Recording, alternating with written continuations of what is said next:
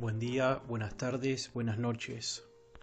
¿Cómo están, mi comunidad jurídicamente organizada?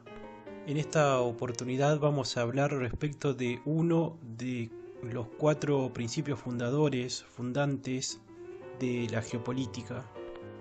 Bueno, la idea es hablar de un solo principio, no obstante lo cual tengo intenciones de seguir subiendo material hablando de los 3 principios restantes.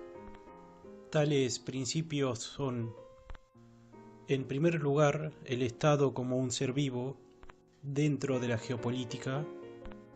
El segundo principio es el lugar de la economía en la geopolítica. En tercer lugar, la importancia de la historia para la geopolítica. Y el cuarto principio son los intereses que hay que tener en cuenta dentro de la geopolítica. Entonces son 4 principios. El primero, el Estado en la geopolítica, el lugar de la economía, la importancia de la historia y la importancia de los intereses que hay que tener en cuenta en la historia de la geoestrategia política. Muy bien, entonces comencemos con el Estado como un ser vivo. Para los padres de la geopolítica, o sea, para aquellos que comenzaron a estudiar la geopolítica como ciencia en el siglo XIX, fundamentalmente durante la primera parte del siglo XIX, porque durante la segunda mitad del siglo XIX realmente explota la revolución industrial y las nuevas tecnologías cambian completamente el tablero mundial. Y es entonces donde se comienza a repensar cómo va a sobrevenir el orden. Bueno, a ver, el orden mundial, fundamentalmente el orden del siglo XVI, XVII y XVIII, podríamos decir que se condensaba en los grandes estadistas que de alguna u otra manera planteaban cómo debía ser ese orden mundial, como era Locke, Hobbes, Jean-Jacques Rousseau, Montesquieu y demás. Pero luego, en el siglo XIX, con una realidad totalmente distinta, recordemos que es ahí en donde entra Marx en escena, con sus teorías sobre el comunismo, pero entran también los estrategas de la geopolítica, y obviamente que cada geoestratega va a intentar representar, ya fueran los intereses británicos, los intereses de los Estados Unidos, franceses, algunos españoles también, aunque ya sin la preponderancia que habían tenido antes, comienzan a utilizar la geopolítica como un medio para avanzar a lo largo y ancho del mundo. Y algo común que puede advertirse respecto de esta etapa es que casi todos, para no decir todos, veían al Estado como un ser vivo, en el sentido de que cada Estado manifiesta intereses, donde cada Estado además se va expandiendo geográficamente, como también en cuanto a la influencia que éste ejerce al resto de los países, ya fuera de acuerdo a su poderío. De hecho, como para poner un ejemplo actual, hoy es innegable que Brasil, al ser una potencia y contar con tantos millones de habitantes, por las cosas que produce, por ejemplo, obviamente que tiene una esfera de influencia importantísima y natural sobre el resto de Latinoamérica. Y entonces eso hace como que si el país fuera un ser vivo. En Argentina también, por ejemplo, se habla mucho respecto de cuánto gasta Chile de su PBI en armamento, en ejército. Y eso es muy bien visto en Argentina, pero se dice para criticar a la Argentina misma, que está totalmente desarmada. Entonces eso, desde el punto de vista estratégico, cualquier argentino lo nota. Entonces el caso de Chile es un ejemplo, el caso de Colombia, porque son países que se han armado, se han protegido ante un eventual asalto, o incluso para disuadir cualquier tipo de ataque externo. Bueno, muy bien, volviendo. Entonces, dentro del Estado, como un ser vivo, hay leyes, ciertas leyes que se repiten. Y un geógrafo, geoestratega político alemán llamado Friedrich Ratzel elaboró 7 directivas que contienen al principio Estado como ser vivo. La primera de estas 7 directivas es: el crecimiento de un Estado está íntimamente relacionado con la cultura. Mientras más cultura tenga un Estado, más desarrollo va a tener este. Adviertan eso, porque repercute en la formación de la gente. Un ejemplo claro de esto es Alemania. Alemania tiene uno de los mejores sistemas de educación del planeta. Alemania tiene tal vez la población más educada del planeta. Tuve la suerte hace unos años de haber ido a la ciudad de Múnich y me impresionó ver cómo cualquier estudiante hablaba mínimo 3 o 4 idiomas. Y era algo normal, nadie lo veía como algo extraordinario. La cantidad de libros que leían por año, y esto es algo que se viene incentivando desde la niñez. Bueno, realmente una cultura gigantesca, y es por eso que Alemania siempre ha sido una fuente de inteligencia para el planeta entero.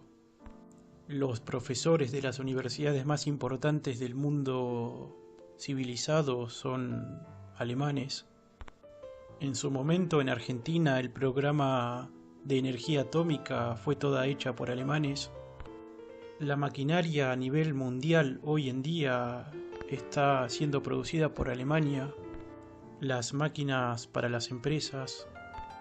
La tecnología de vehículos, bueno, tenemos a los italianos, pero también los alemanes tienen una tecnología muy avanzada, comparada por ejemplo con la tecnología de los Estados Unidos. Entonces, tener una gran cultura es el primer factor, primer principio que hace grande a un Estado. Mientras más cultura tenga una población, más grande será el Estado. Si no, ¿por qué se creen que George Soros, por ejemplo, trata de influenciar el contenido de todos los ministerios de educación del mundo? No solo en Argentina, donde está lleno de contratos con la Open Society. Y esto es porque quieren gente bruta. Quieren niños que hablen en lenguaje inclusivo. Somos un país totalmente dominado desde la cultura. El problema entonces con las naciones en general, bueno, con Latinoamérica en particular, es el hecho de que la educación está por el piso, en sus más bajos niveles. Y por lo tanto es necesario que los padres vean la manera de quitar a sus hijos de la esfera del Estado, porque quizás sin advertirlo sus hijos están siendo totalmente ideologizados por el Estado. Bueno, como para dar otro ejemplo, en Argentina tenemos a un personaje como Marcelo Tinelli. Sí, y además de ser nefasto, es un jugador geopolítico, títere de potencias extranjeras, totalmente decidido de eliminar nuestra cultura. Y eso verdaderamente lo podemos ver en todos los países. Lo podemos ver, por ejemplo, en la música, en ciertos movimientos culturales que se propagan y fomentan directamente desde el Estado, de hecho, justamente dirigidos a destruir la cultura de un Estado. Entonces, cuando un país, su población se da cuenta de eso, bueno, en el caso en donde nuestros políticos tuvieran cerebro, ¿deberían oponerse realmente a eso?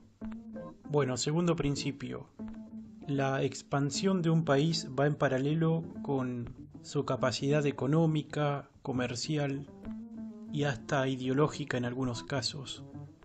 Podemos ver, por ejemplo, hoy el caso de China. el cual tiene una posición geográfica pero una influencia que alcanza a la mayoría del mundo. Lo mismo con Estados Unidos, tiene una localización geográfica, pero su influencia cultural, como en las películas de Hollywood, Netflix, hacen verdaderamente grande e influyente al Estado. Bueno, vamos con el tercer principio. Los estados se expanden incorporando o asimilando entidades políticas de mayor o menor importancia. Eso ha pasado siempre. El Imperio Romano se expandía e iba asimilando. O por ejemplo el fenómeno de los Partenón, de los griegos o de Roma. Es un ejemplo clarísimo porque conforme iban avanzando sobre demás culturas asimilaban sus dioses. Y luego también es interesante ver cómo el judaísmo y luego el cristianismo se opusieron al imperio romano desde adentro. De hecho, como bien sabrán, el cristianismo se vuelve como un escollo frente a los romanos y la primera decisión que ellos toman es exterminarlo. Y hoy pasa lo mismo, por ejemplo, con el Islam, sobre todo en Europa, que se lo ve con gran desconfianza, como una religión que se está infiltrando y representa una amenaza. Y todo ello es una cuestión totalmente geopolítica. Bueno, punto 4. La frontera es un órgano vivo. ¿A qué me refiero con esto? A que la frontera se va modificando. Y eso es una realidad hoy, por ejemplo, entre Argentina y Chile, donde sobre todo en la Patagonia no está todavía bien en claro dónde están los mojones que limitan el territorio. Y lo mismo pasa, por ejemplo, en Israel con Siria, con Palestina, o por ejemplo, más actualmente lo que está ocurriendo en Nagorno-Karabaj entre Armenia y Azerbaiyán. Entonces vemos que los territorios como cuestión geográfica van siempre modificándose a lo largo de la historia.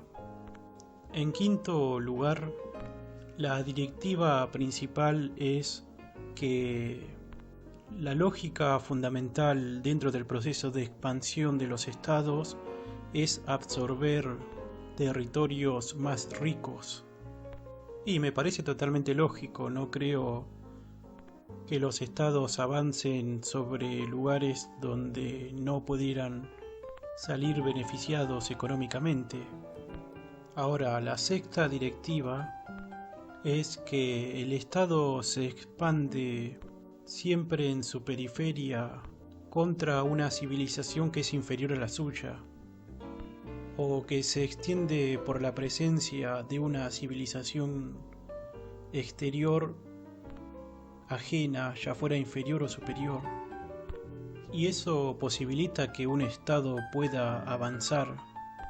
Se me ocurre como ejemplo el caso de la Patagonia Argentina en relación a la base militar que tiene la OTAN sobre las Islas Malvinas, en donde claramente nos sentimos vulnerables y a la vez vemos cómo nos representa una amenaza la presencia de tal base y la posibilidad que ésta tiene por sobre territorio argentino, por sobre el territorio argentino. Por eso es importante tener fronteras fuertes. Entonces el hecho de ser una civilización inferior, cualquier civilización inferior, es como que llama, aunque sea tácitamente, a que sea invadida. Y eso no es bueno geoestratégicamente. Otro punto interesante que analiza Ratzel tiene que ver con las tendencias respecto de aquellos países que avanzan absorbiendo y asimilando otros estados inferiores. La historia nos demuestra que cuando un estado hace eso, comienza como a engolosinarse porque le gusta por los beneficios económicos, comienza a avanzar. Ya lo vimos con la Unión Soviética, ya lo vimos con el Imperio Británico, incluso en el mismo proceso de colonización de América, España comienza a extenderse, al igual que Portugal, compitiendo recíprocamente entre sí. Los franceses con sus colonias en África, en Vietnam, la llegada a Filipinas, Japón, o el Imperio Ruso, en su momento el anterior a la Unión Soviética, que se expande considerablemente por sobre toda Eurasia, amenazando a todas las demás potencias. Y es por eso que las demás potencias se conjuran contra el imperio del zar para que no sea una gran potencia mundial. Lo que pasó después que les resultó contraproducente, ya que crearon un monstruo, o como pasó en Afganistán, donde crearon el monstruo de los talibanes, y así en muchos otros países. Es decir, se creó el monstruo del terrorismo, el monstruo de las FARC, del sandinismo, Sendero Luminoso, Montoneros, quienes trajeron muchos problemas para nuestras naciones. Entonces la tendencia es que una vez que un estado asimila a otro estado inferior, comienza a multiplicar las apropiaciones y se comienza a extender exponencialmente. Sí, lo que pasó con Alemania, por ejemplo, bajo Hitler, comenzó a extenderse. Incluso se ha dicho que Hitler quería llegar a Sudamérica, luego de tomar toda Europa y demás. Muy bien, entonces estos son los 7 puntos del Estado como un ser vivo. El primer principio de la geopolítica. Recuerden eso, el Estado es como un ser vivo y es así como deben entenderlo. Y la idea que subyace a estas 7 directivas que vimos es que no todos los pueblos son iguales. Siempre hay pueblos que tienen mayor desarrollo cultural, militar, tecnológico, económico, comercial, o al menos que se creen eso, pero eso los impulsa a tomar otros países que son inferiores. Bueno, estas deducciones extraídas de la geoestrategia política hechas por Friedrich Ratzel configuraron lo que luego fue denominado el vitalismo político. Bueno, hasta acá por hoy. Espero no haberlos aburrido. Les pido que compartan, dejen su comentario y hasta luego.